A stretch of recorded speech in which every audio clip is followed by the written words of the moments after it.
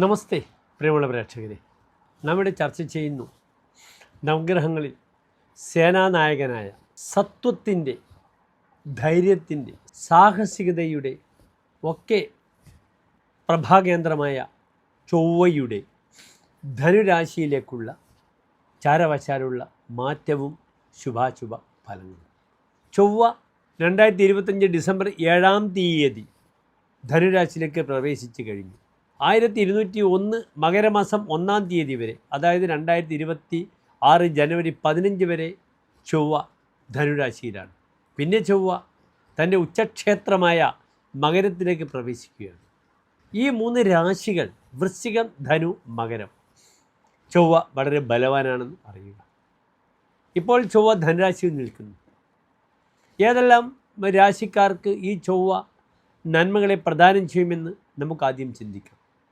മേടം രാശിക്കാർക്കും, കർക്കിടകൻ രാശിക്കാർക്കും, തുലാൻ രാശിക്കാർക്കും, വൃശ്ചികൻ രാശിക്കാർക്കും, ധനുരാശിക്കാർക്കും, കുംഭൻ രാശിക്കാർക്കും, മീനം രാശിക്കാർക്കും ഈ ചൊവ്വ വളരെയധികം നന്മകളെ പ്രദാനം ചെയ്യും. മറിച്ച് ഇടവൻ രാശിക്കാർക്ക്, മിഥുനൻ രാശിക്കാർക്ക്, ചിങ്ങൻ രാശിക്കാർക്ക്, കന്നി രാശിക്കാർക്ക്, മകരൻ രാശിക്കാർക്കും ഈ ചൊവ്വ മിശ്ര ഫലങ്ങളെയും പ്രദാനം ചെയ്യാം, അല്ലെങ്കിൽ ദോഷഫലങ്ങളെയും പ്രദാനം ചെയ്യാം. ജ്യോതിഷത്തിൽ ചൊവ്വയുടെ കാരകധർമ്മം എന്താണെന്ന് കൂടി എൻ്റെ പ്രിയപ്പെട്ട പ്രേക്ഷകർ അറിയണം. ഭ്രാത സത്വഞ്ച ഭൗമ ക്ഷിതിരപി. ഭ്രാത സഹോദര കാരകനാവുന്നു ചൊവ്വ. സത്വമെന്നാൽ ഇളകാത്ത മനസ്ഥിതിയാണ്. സാഹസികത, ധൈര്യം, എന്തിനേയും പ്രതിരോധിക്കുവാനുള്ള ചങ്കൂറ്റത്തെയൊക്കെയാണ് നാം സത്വബലം എന്ന് പറയുന്നത്.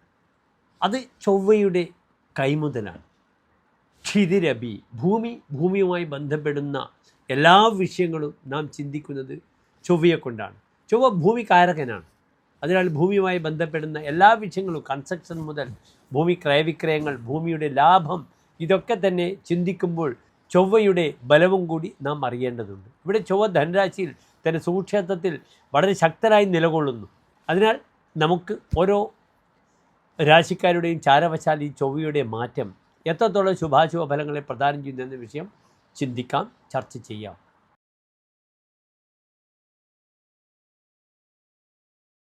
ചിത്ര നക്ഷത്രത്തിൻ്റെ അവസാനത്തെ 30 നാഴിക, ചോതി വിശാഖ നക്ഷത്രത്തിൻ്റെ ആദ്യത്തെ 45 നാഴിക വരുന്ന 2 നക്ഷത്ര സമൂഹം. ഇവിടെ തുലാൻ രാശിക്കാർക്ക് വളരെ അനുകൂലമായ ഫലത്തെ പ്രദാനം ചെയ്യുന്നു ചൊവ്വ. 2 നല്ല ഭാവങ്ങളുടെ അധിപനാണ്. ഒന്ന് 7-ാം ഭാവം, വിവാഹം, യാത്ര, ഭാര്യാസുഖം, ഭാര്യാഗ്രഹമൊക്കെ ചിന്തിക്കേണ്ടുന്ന ഭാവം.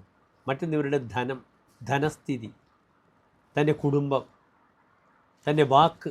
ഈ ചൊവ്വ നിൽക്കുന്നത് ഏത് ഭാവത്തിലാണ്? 3-ാം ഭാവത്തിലാണ്. 3-ാം ഭാവം എന്താണ്? സഹോദരഭാവമാണ്. തൻ്റെ ധൈര്യമാണ്, ദുർബുദ്ധിയാണ്, പരാക്രമമാണ്. ഈ ചൊവ്വ 3-ാം ഭാവത്തിൽ നിൽക്കുമ്പോൾ വളരെയധികം ഗുണം ചെയ്യും. മതിവിക്രമവാൻ, ബുദ്ധിയും വിക്രമവും പ്രകടിപ്പിക്കും. ഉത്സാഹം, ധൈര്യം, സാഹസികത, ഊർജ്ജസ്വലത, എന്ത് കാര്യങ്ങളും വെട്ടിപ്പിടിക്കാം. രാഷ്ട്രീയക്കാർക്ക് ഏറ്റവും നല്ല സമയമാണ്.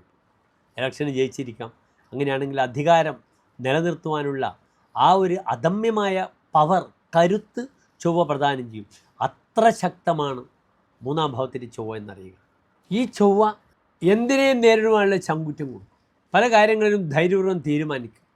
ധൈര്യം കൂടിപ്പോയ ദോഷമേ ഉള്ളൂ. സാഹസികത കൂടിപ്പോയാലുണ്ടാകുന്ന ദോഷങ്ങൾ മാത്രം ശ്രദ്ധിച്ചാൽ മതി. ജൈവേന ഏകരിഭു, ഒറ്റ ശത്രുവാകില്ല. വ്യാഴക്ഷേത്രത്തിലെ ചൊവ്വ ധാരാളം ശത്രുക്കളുണ്ടാവും, പക്ഷേ ശത്രുക്കളെ നശിപ്പിക്കും. നരേന്ദ്ര സജീവ, രാജാവിൻ്റെ മന്ത്രിയാവും. വലിയ ആളുടെ ഉത്തരവാദിത്തം ഏറ്റെടുക്കാം ഈ 40 ദിവസക്കാലം. തനിക്ക് അധികാരം കിട്ടുന്ന സമയമായിരിക്കാം ഈ ഒരു സമയം.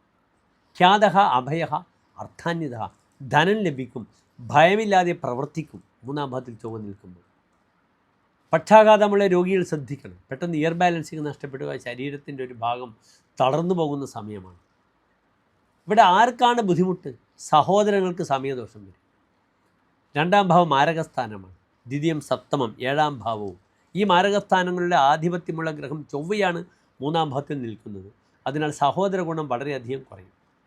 ശാരീരികമായി കൈകൾ കൊണ്ടും പാദങ്ങൾ കൊണ്ടും അഭ്യാസം ജോലി ചെയ്യുന്നവർക്ക് വളരെ ശ്രദ്ധിക്കണം.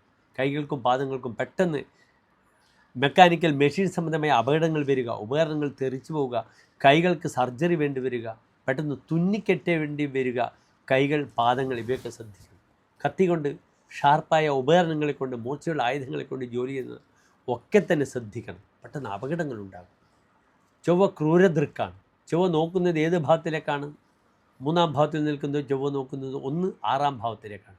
അതിനാൽ തുലാൻ രാശിക്കാർക്ക് ഡിസ്ക്, നടു സംബന്ധിച്ച ബുദ്ധിമുട്ടുകൾ, മരത്തിൽ കയറുന്നവർക്കൊക്കെ ശ്രദ്ധിക്കണം. പിന്നെ ചൊവ്വ നോക്കുന്നത് അതിൻ്റെ 7-ാം ഭാവം എന്ന് വെച്ചാൽ 9-ാം ഭാവത്തിലാണ്. പാദങ്ങൾക്കുണ്ടാകുന്ന വൈകല്യങ്ങൾ ശ്രദ്ധിക്കണം. സഹോദരങ്ങളുമായി പരസ്പരം അകന്നു പോകാതെ ശ്രദ്ധിക്കേണ്ടുന്ന ദിനങ്ങളാണ്. എല്ലാ തുലാൻ രാശിക്കാർക്കും വളരെയധികം നന്മകൾ പ്രദാനം ചെയ്യുന്നു. നന്ദി, നമസ്തേ.